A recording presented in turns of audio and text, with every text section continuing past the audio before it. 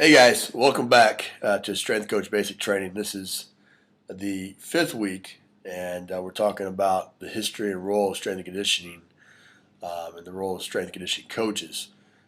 We were on a bye week this week, so we got a little bit of time, and wanted to make sure that we got to this.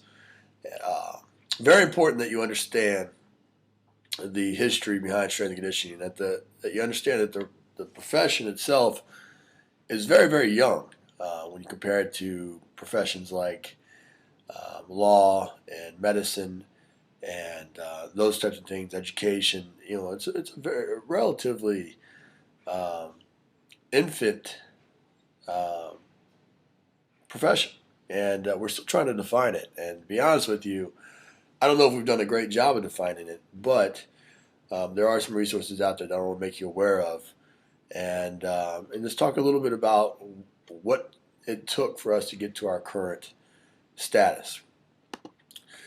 If you follow history, and I don't pretend to be a historian. However, I did quite a bit of research for this presentation, and basically you can trace fitness back to 3600 BC and the Chow Dynasty, where basically soldiers were put through a series of tests, weightlifting tests, before they were allowed to be in the military. And so that was the very first um, noted use of any kind of strength tests or conditioning tests that were used to allow athletes or soldiers into the military. Quite some time passed after that before 1531, and Thomas Eliot in England started producing books that were on the topics of fitness and performance. And then in 1544, Camerus started recommending that weight training should be included in modern school protocols. And it's something that, in 2010 here, we are still fighting for. Obviously, physical education and strength training, conditioning, those types of things are on the decline in academia, and we want to make sure that it's continued to be pushed so that we can continue as coaches to work with athletes that have some sort of base. We live in a generation where these athletes are coming most of the time from their couches, having played video games nonstop, and presents an awfully challenging dynamic for us, where we're expected to be accountable for huge performance gains and performance standards. At the same time, athletes are becoming more and more sedentary. In 1850s, there was an Italian circus performer named Felice Napoli, and Felice Napoli was in the Wallschlager circus in the 1850s, and he dressed up as Hercules, as the mythical character Hercules, and would perform in these circus events throughout Europe. And so he was very well known for some acts. He would have a cannon. He would hold a cannon, and it would have to be shot off his shoulders. He would bend bars, iron bars, and then his signature act was hanging upside down on a trapeze and performing some heavy weightlifting exercises. And so this was one of the first acts that really kind of brought notice to strength and performance, and started setting the framework for a profession. In the 1860s, Archibald McLaren of the British Army wrote the first formalized strength and conditioning program, or physical training program, that used barbells and dumbbells.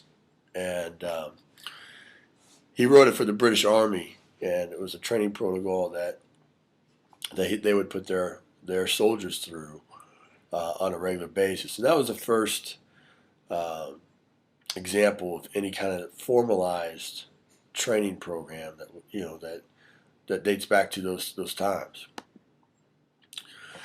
In 1867, Eugene Sandow was born. Eugene Sandow is essentially credited for being the father of modern bodybuilding, and he was a unique character. There's a lot of, if you just Googled him, there's quite a few stories about him that are pretty interesting. But one of the first to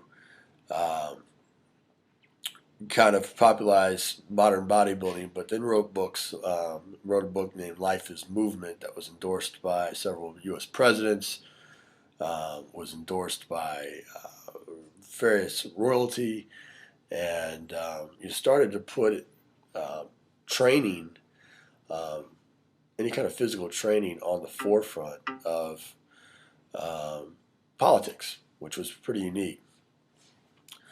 In 1885, Vladislav Krevsky founded the St. Petersburg Amateur Weightlifting Society, which obviously any of us that are in the strength and conditioning world understand the importance of Eastern Bloc training and the dominance that Eastern Bloc training had in competitive international competitions for quite some time. But he founded the St. Petersburg Amateur Weightlifting Society, and then in 1896, weightlifting started being a part of the Olympics, and it has been competed in the Olympics for every Olympics outside of since 1896. Starting in the 1900s here, in 1901, the first bodybuilding contest was held in London, United Kingdom. Again, as Americans, a lot of times we think that a lot of this stuff originated here, but really, it's a global approach. In 1901, the great competition was held in London, and it was a physique contest there. Very soon after, 1903, there's the first physique contest held in New York. It was held at Madison Square Gardens, and it was won by Albert Treloar, who you see here in the picture. Albert Treloar was the first one to win that, and you can tell that was a phenomenal event at the time. But for the next 20 or so years, there was nothing. Nothing came about. In 1932, Bob Hoffman organized the York Barbell Club, and York Barbell Club is a significant player in strength and conditioning. But in 1932, they started, and they had a hand in pretty much every major contest or event from then on. Bob Hoffman also went on later on to coach several of the U.S. Olympic teams to quite a bit of success. In 1939, the AAU held the first Mr. America, and that was won by John Grimmick, and it's been an annual event from then on. Obviously some notables: Ronnie Coleman, Arnold Schwarzenegger, several guys that we are familiar with have been involved with that. From the 30s, from the 20s on, really, after the World Wars, fitness and strength kind of took two different approaches. More Eastern countries obviously identified with more strength training and explosive exercises and those types of things. In the Western world, we were more concerned with what Kenneth Cooper kind of started putting out with the research of fitness and cardiovascular fitness being the most important, and heart healthy.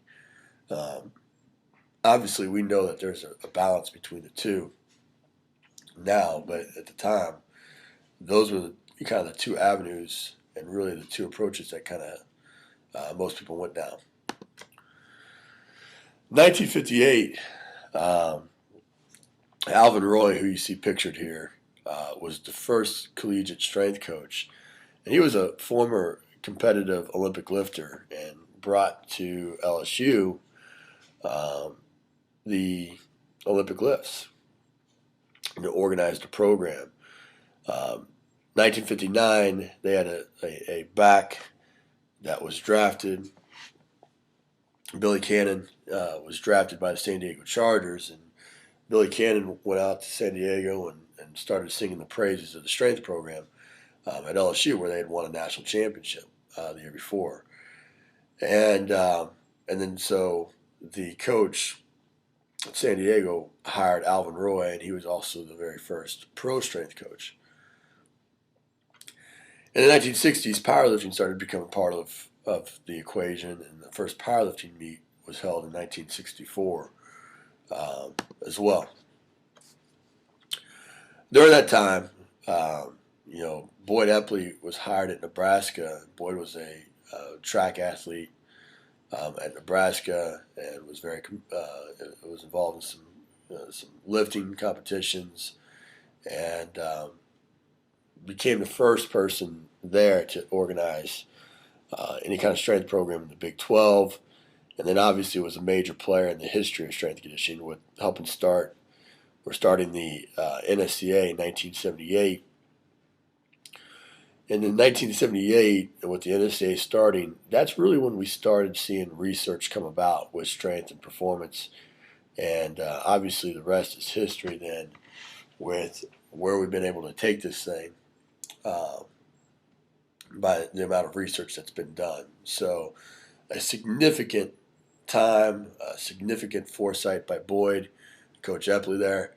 And, he's continued to be a phenomenal resource throughout his career.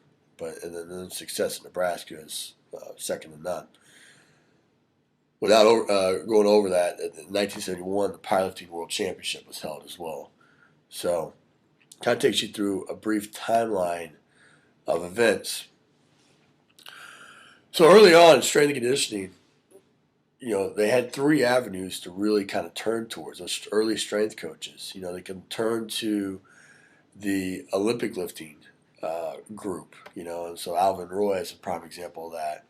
And the history that's come about from that, and being able to turn to those athletes that focused on a couple of lifts, but turning to them for suggestions. They could turn to the bodybuilding group, the physique contests, or hypertrophy and things along those lines were a major player. And they also turned to the powerlifting group and looked to them for training protocols and methods. Olympic lifting, obviously when they compete with the Olympic lifting, you're talking about the clean and jerk and the snatch. They test ballistic limits, explosive strength. So the thing that's important to understand, and early on it was skewed a little bit, but in training for two specific tests, your protocols are very limited to those two movements. And that's a sport, just like any other sport. That's a sport and must be trained accordingly. And the demands and the needs assessment associated with that are specific to the clean and jerk and snatch. But coaches early on, that's all they knew, and would resort to that. And so you can see that influence in our protocols still today with strength and conditioning. But as I mentioned earlier, it started in 1896, and Bob Hoffman was the father of weightlifting in the U.S. And then, like I told you, that York Barbell, was a significant player in that. We also turned to bodybuilding, and bodybuilding purely, simply put, is a body modification. Making sure that that you're looking for some synergy and some balance in muscle development. And then there's a series of judges and protocols that are looked at in regards to balance and muscular development, but very, very much a vanity sport, in that you're looking. It's not necessarily strength and power, but more so appearance that is valued, and so again, the training protocols are different. Also, with bodybuilding, you found even today you have drug-free and drug sport, and that has both caused positive and negative ramifications to our profession. Obviously, with the introduction of steroids and things along those lines, really it's presented some challenges, but also at the same time, the research into hypertrophy has been a phenomenal resource for us as well. And then you obviously got major players like Arnold Schwarzenegger that helped with Pumping Iron, his movie Pumping Iron, helped to promote what we do. Powerlifting emerged from purely just feats of strength. Early on it was, in 1958, the AAU started recognizing records for what they called odd lifts, and it was various lifts, but they started introducing in 1964 specific lifts, which were the bench, squat, and deadlift, that they would use as a measuring stick, rather than just a series of handful of events or a handful of different exercises. And it started to become, and it's become a very competitive sport. But again, protocols for this sport all go back to the bench, squat, and deadlift.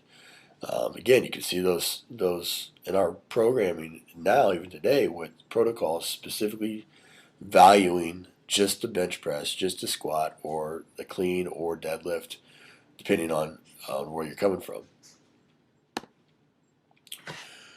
So in 1900s, the average All-American football player, or football lineman, stood 6'1", 195 pounds. And these are two brothers, back in the 1900s.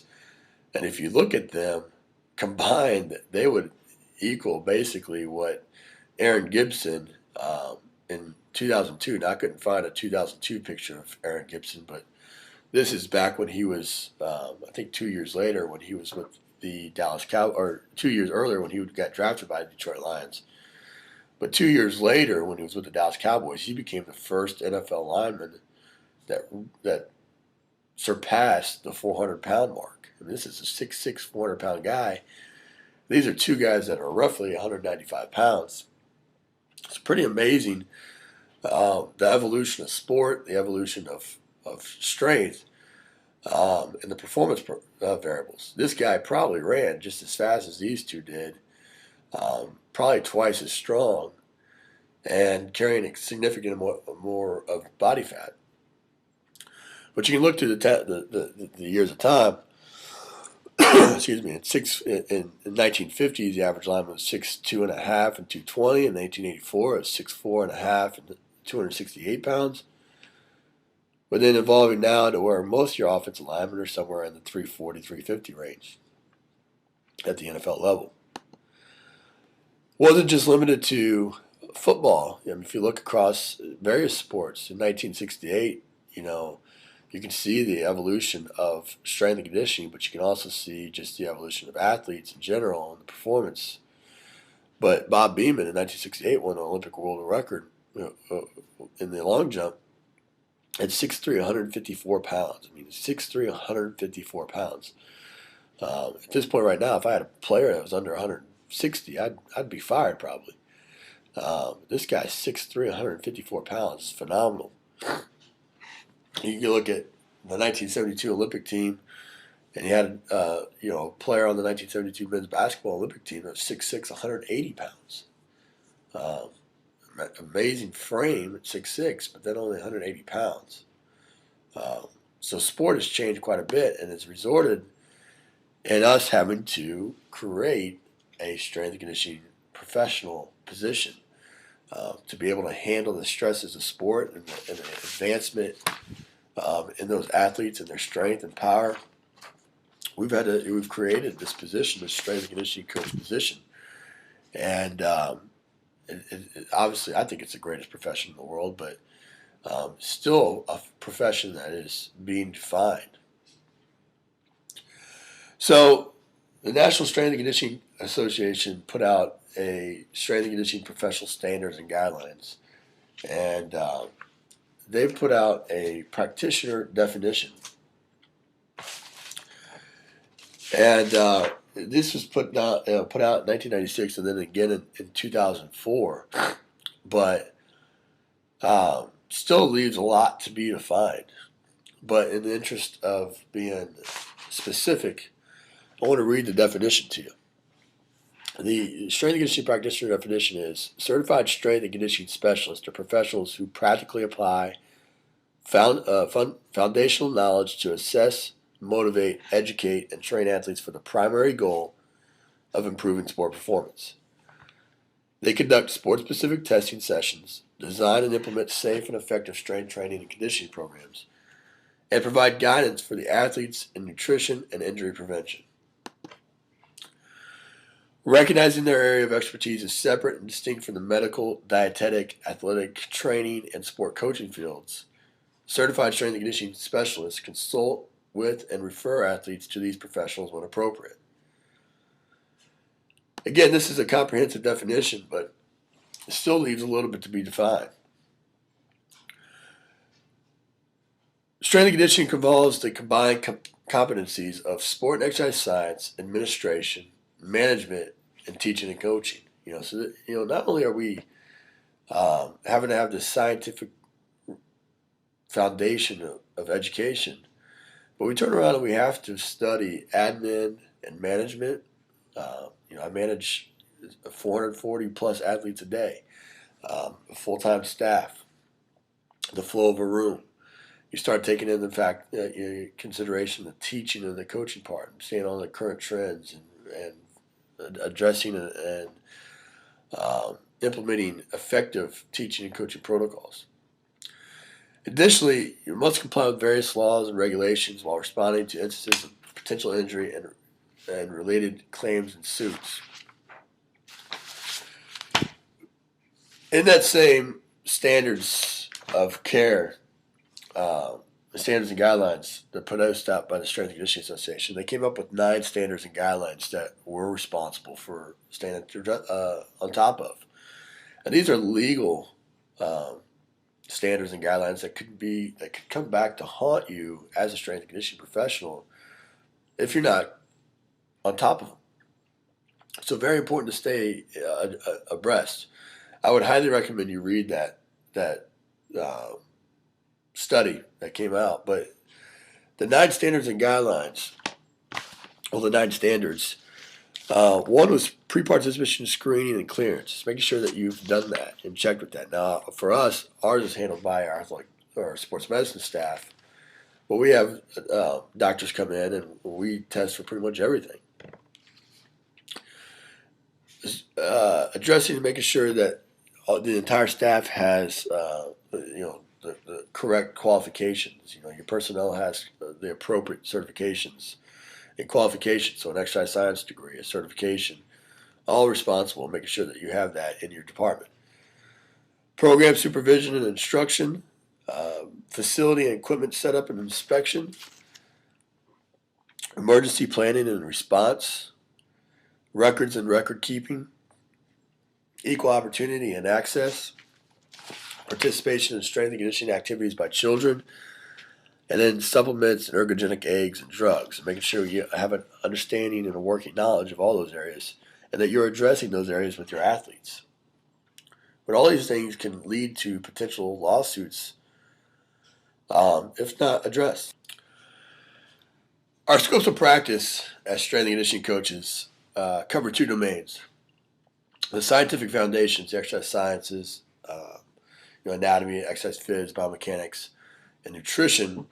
But then it also encompasses the practical and applied part of it, which is what is significant to strength coaches. I mean, there's a lot of strength coaches that have the scientific foundations, the education, the certifications, the knowledge of nutrition.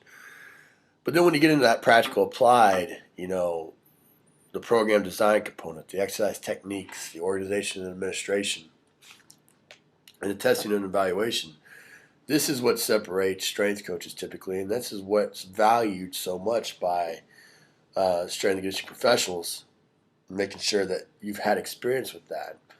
and often is the limiting factor for young strength coaches. It's interesting. I came across this study in 1989 that defined the profession as the NSCA saw it, and oftentimes there's so many different titles out there these days: strength coach, strength and conditioning coach, strength and conditioning coordinator, director of strength and conditioning, performance director. All these different definitions. But it was just an interesting one. I wanted to throw it in this presentation. But a strength coach basically was just, they developed the physical and quality of strength. So somebody that just purely worked with strength. The strength and conditioning coach, took it a step further with the qualities of speed and strength, power, agility, cardiovascular endurance, and has included nutritional and drug-free considerations. A coordinator is somebody that administers and organizes the resources of the training facility and the entire athletic department, on top of being a strength and conditioning coach. And the argument of the article was that, becoming a strength and conditioning certified professional, you're in a position to become a strength and conditioning coordinator, as opposed to just being a strength coach or a strength and conditioning coach. So I thought that was fairly unique and something worth mentioning when I was coming through. Strength coaches work in a variety of environments now. With the introduction of tactical strength and conditioning just recently, you got strength coaches working with police, SWAT, firefighters, military, and all kinds of environments that are being utilized now that weren't considered initially. But you'll find strength coaches working in high schools, colleges, university and professional institutions, sports medicine clinics, health and fitness clubs, corporate wellness centers, and professional sports. And obviously, just going through this list, you're looking at like high school. It's still very limited. Think about the number of high schools out there, and the lack of any kind of organized strength and conditioning programs or supervision, and the potential for the legal ramifications of that. So I predict that every high school will eventually have a certified strength and conditioning coach, and those that go that direction early are going to have the upper hand in determining the best situations for that. Colleges continue to expand. You got rec centers and things that are starting to include strength coaches. Sports medicine clinics are obviously including them. Health and fitness clubs. So the list goes on and on. A lot of people want to work in professional sports, understandably so. I worked in professional sports for quite some time. At the same time, it's a small niche. It's a small group, and you got 26 football teams, 32 baseball teams. I mean, there's not a lot of jobs in those arenas. So Massey, in a study, looked at some, just who is a strength coach, what makes up a strength and conditioning coach, and there were some hard facts that came about from that I thought were interesting. He looked at 1A football strength and conditioning coaches, and in his study, strength coaches were typically white. They were approximately 31 years of age, and were either a football player or participated in track in college, and had an average salary of $40,000. This is back in 2004, but with the economic turn lately, I would say that that's probably not too far off still. The average move per career was 2.8, so you're going to move 3 times in your career, which is probably on the low end of what most people do. And then the average number of hours per week in season was 71, and off season was 60. Now, I know for me, this is probably less than what I do.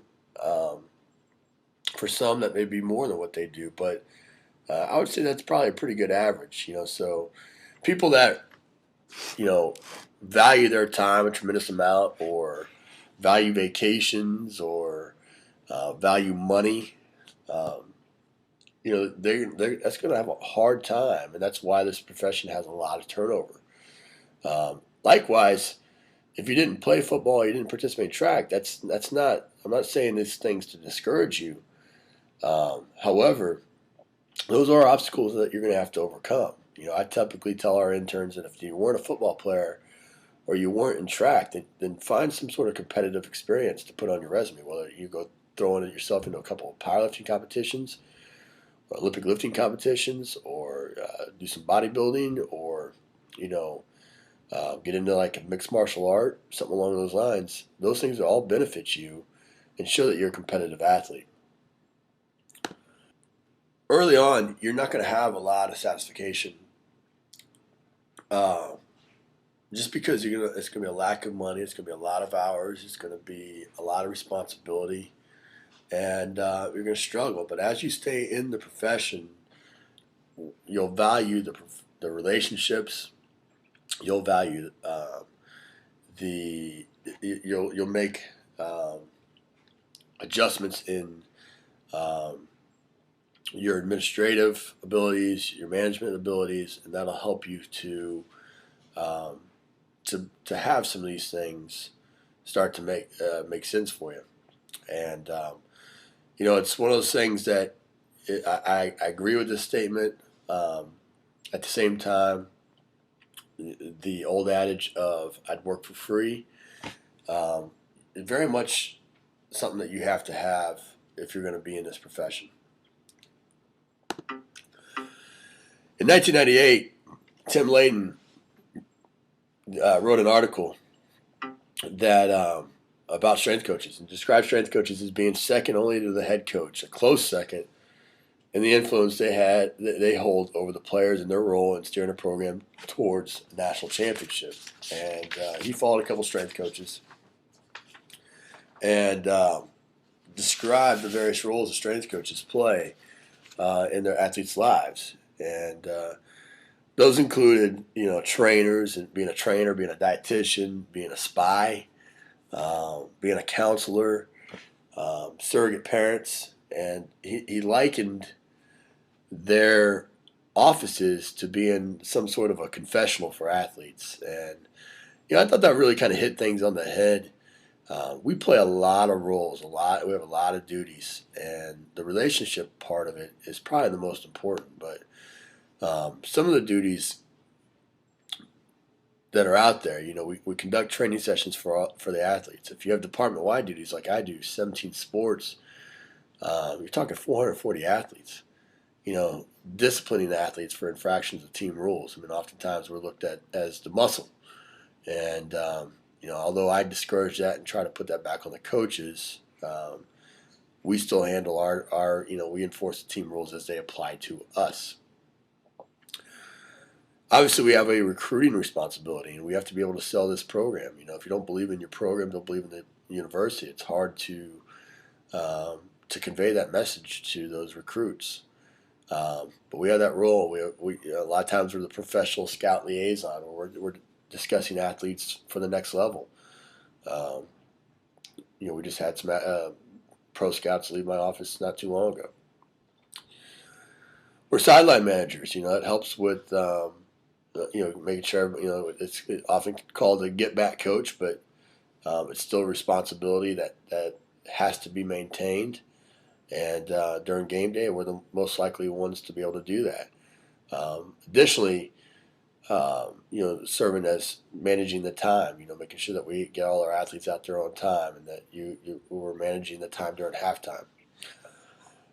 A lot of times, strength coaches have roles in special teams, making sure, again, that they have the right athletes out there and that we have the right number. We're required to attend staff meetings. We're required to do the pregame stretching and the warm-up routine. We're required to develop and implement budgets. And the most important, like I mentioned, is the relationships with the athletes, the molding and the influencing. I got into this profession because I love making a difference in young people's lives. Bottom line. And when you go back to where all those different places that strength coaches work, if that's your number one responsibility, if that's your number one goal, and that's what you get the most out of, it doesn't matter. It doesn't matter where you do that at, whether it's a high school level, the pro level, the college level, or working with elite special forces, whatever it may be. The relationship part of it, the molding part of it, is a huge responsibility, and having that opportunity to be involved in somebody's life is something not to take lightly.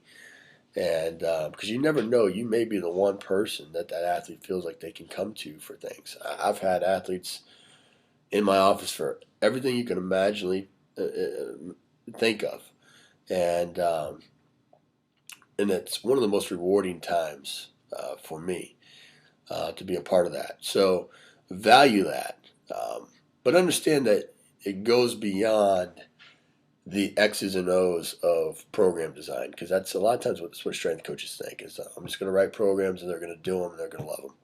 And part of being that a great strength coach is understanding that that's not the case. You have to get them to buy in. You have to get them to believe in you. You have to get them to believe in you're helping them achieve their goals, and that this is the best way to do it. And then finding the ways to motivate them when you're putting them through uncomfortable experiences. I tell people all the time, my job is to put our athletes in an uncomfortable position, both mentally and physically. And that's when growth occurs. That's when there's a change that happens. There's some references. We'll put that up. Some things to read. I definitely, like I said, I would read that National Strength and Conditioning Coaches Association standards and guidelines. It's very good. Boyd Epley had a book out, The Path to Athletic Power, and then some of those research studies. But all some good stuff. But like I said early on, it's important to understand that this is not a very old profession. It's a profession that has only been around for really about 60 years. And we're going to continue to find this. And your generation of strength coach is going to be on the forefront. Things that like I said early on, that I have a challenge and have a passion to do is figuring out how we define a strength coach, but how we evaluate a strength coach. How do we say you've done your job? That'll help us define a little bit better what we're trying to do. But definitely some areas for us to build upon. And like I said, hopefully you're able to take a few things from this presentation that you'll be able to apply to your own profession and your own position and success in this profession. So until next time, appreciate it, and look forward to hearing your feedback.